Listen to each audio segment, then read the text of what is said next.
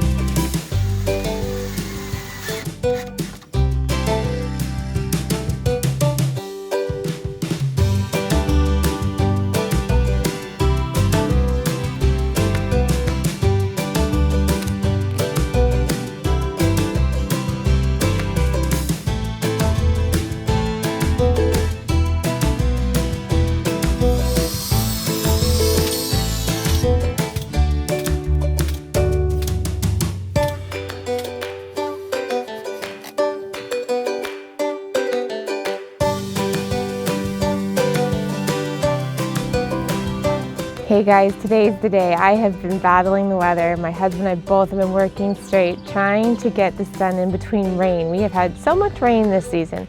So in order for this to be done properly, we have to wait for it to cure 24 hours before it rains. So in order to get that done, we gotta do it quick. And you know the best way to do that is with my HomeRite Super Finish Max. I will be adding to our cedar shed, which really will age naturally on its own, but I'm gonna be adding a Thompson's Water Seal to just help it age naturally slower. I don't mind the changing of the color and the graying of the wood, but we don't want it to get worn out too much. The water seal helps protect it for longer.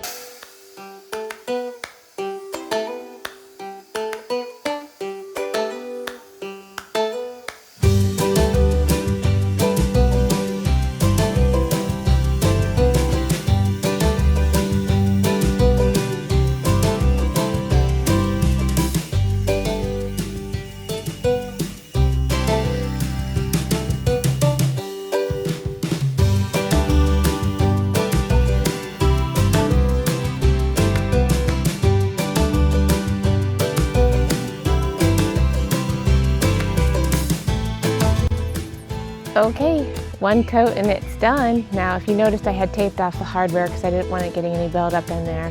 I haven't added the rest of the hardware and finished the inside yet, so that's up next, so follow along. We're excited to show you the end result of our bike shed.